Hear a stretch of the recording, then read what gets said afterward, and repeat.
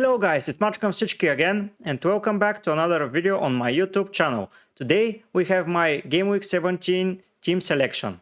The World Cup is coming soon to an end and the English football is coming back. So, without further ado, let's get into my team.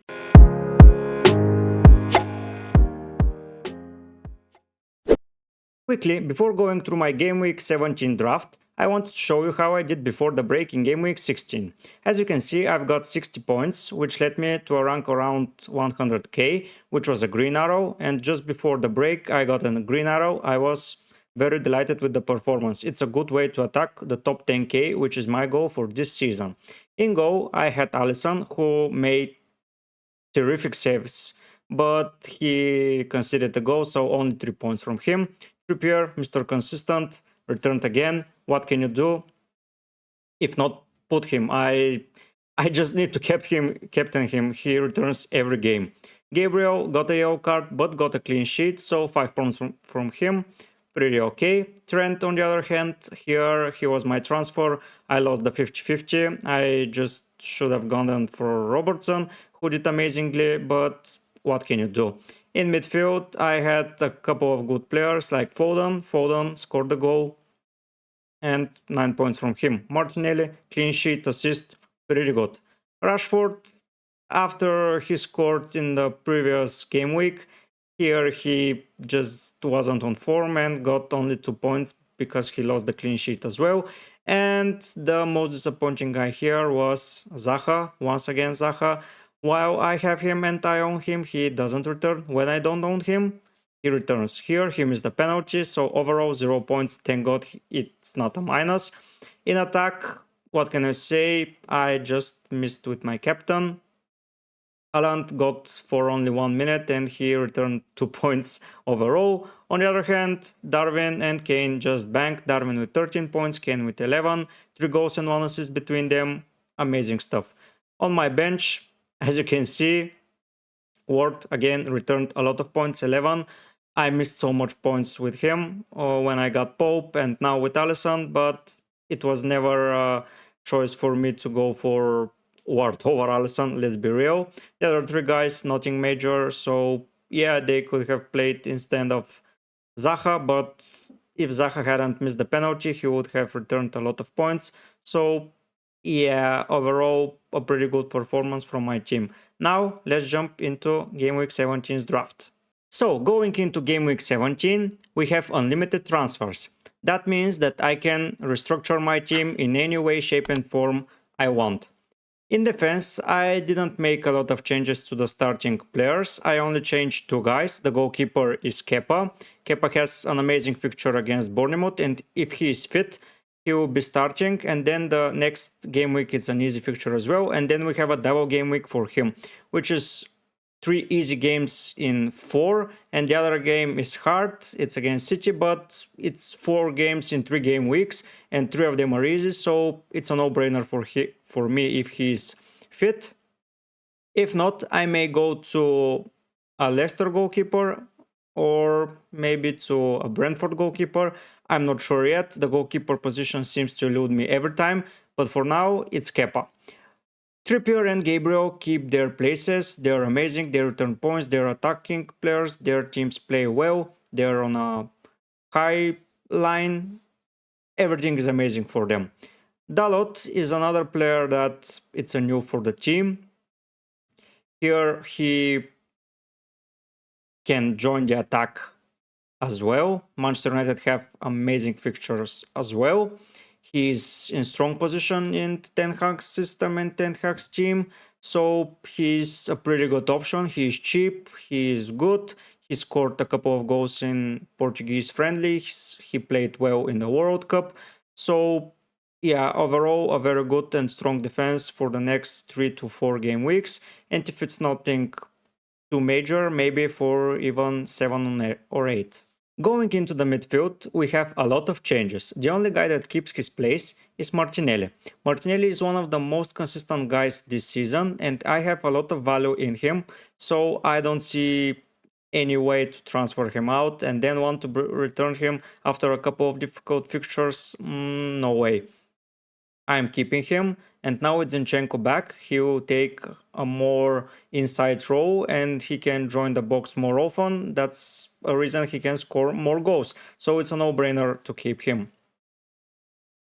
Mount, as with Kepa, has 4 games in the next 3 game weeks, and 3 of them are easy. I keep saying that he will return, and I think now is the time for him to do it. He may play 3.5 games, and I hope that 2.5 of them are the easiest one. And yeah, I think he has a lot of potential, even if he doesn't return and goes to the expectations. I would transfer him out for another 8-ish million player like Kulusevski, Saka. I have a budget. I have players that I can take out, such as Gabriel. If I don't see him doing well, I can downgrade him to white and then go for a Saka. We'll see. Foden maybe. Yeah, I have a lot of options. Almiron, he was the guy on fire. I missed his purple patch, as they say, but I think he will keep returning. Newcastle are playing amazingly. He had a break from the World Cup. Most of Newcastle's team had a break, so a lot of freshness will come from him, and I think he will keep banging points. And the last guy we're going to discuss is Kevin De Bruyne. He needs no introduction. He's amazing. When Haaland is not playing well, KDB is. So I am covering both aspects of their City attack. As you may know already, Haaland is not leaving my team, but we will discuss the forwards in the next section. But for now, KDB, nothing left to say about him. I have a fifth midfielder again on the bench. You see him. It's no surprise who it is, but you see it on the bench as well in the next section. Now, we are going to the forwards and to the bench options. As you can see, I have 3 big forwards. They're penalty takers, they're a talisman to their team to say, and I think that they have a lot of points in them. We will start with Haaland, the most obvious choice. He is not going anywhere. He is my captain for now for the next game week. I think he's amazing, and after the break he will return a lot of points, and the game against Leeds is the right place to start banging those goals again. Harry Kane, it's a third premium option. I don't like the other players, basically the 10-ish million players or 9, so I made way for Harry Kane. He is Mr. Consistent as well. He is on penalties. Now with Richarlison being out for around a month, I don't see him being dropped for a rest even. So yeah, I think he's playing pretty well, and he will be banging goals. The other guy is Tony. He already got his 5th yellow card, so he is nowhere near missing another game. So he is in. He can score against anyone, as seen against Man City. He scored 2 goals. They won the game. I want him in my team because he delivers points, but not pretty consistently. I want him for all his runs, and maybe this forward won't change unless Harry Kane picks up an injury, or some of them picks up an injury, or I want to go someone else, but I think those 3 will be here for a while.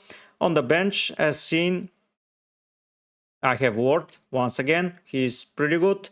If Kepa is not around, Ward can take his place, especially after 2 game weeks when Leeds fixtures turn to the better ones. He's staying now in the team.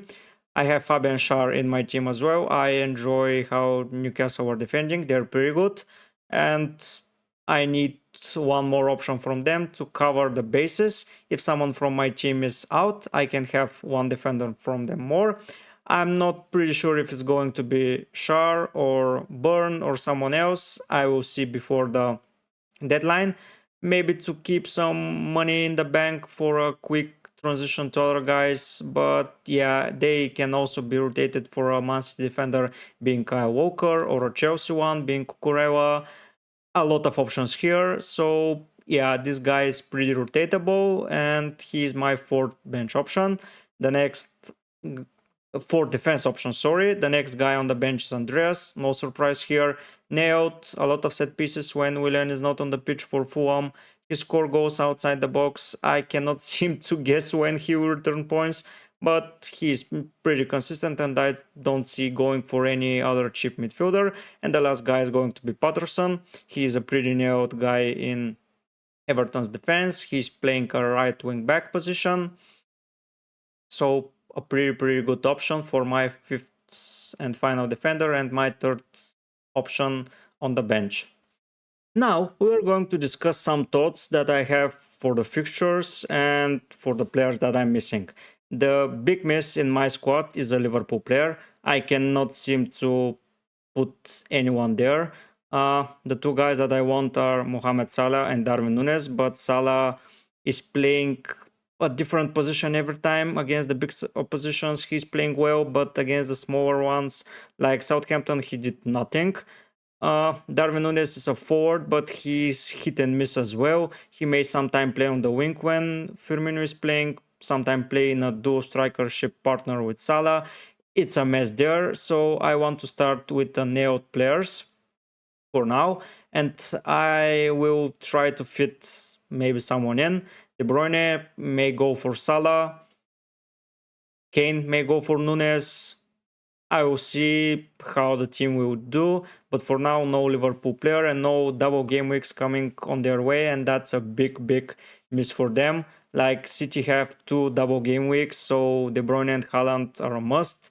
Chelsea had a double game week and 3 easy fixtures. Maybe someone will be rotated there, maybe bring Alisson back, or if Luis Diaz is back, or someone, I don't know. And the other guy, Darwin Núñez, for Harry Kane. Tottenham have a double game week as well. Maybe not the best one, but those are 2 games and they are 2 big games and Harry Kane will be there. So I don't see me putting a Liverpool player for now there. Maybe in the future, but we'll see. The other thing is that Kepa is now flagged and Mendy is in contention. Maybe I will risk with Kepa. I will see, because Ward can cover for him if something happens and Kepa is not back in the starting lineup, but he's back in training, so nothing too worrying there.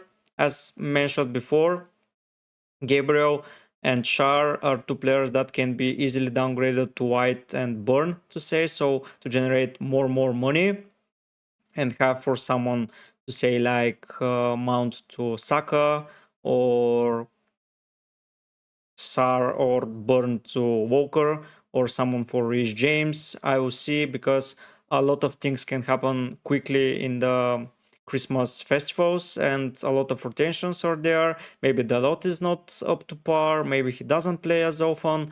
We'll see, but for now the team is looking really good. Just a couple of changes maybe, but I am safe to say that I have around 11 players locked in my team, so yeah, that will be the team going into game week 17. So here we have it, guys, my game week 17 draft. It's the first game week after the World Cup break, so everyone is excited to have FPL back. And if you enjoyed my content and want to see more, please subscribe to the channel. All the help will be much appreciated. And I will see you around next time. Bye!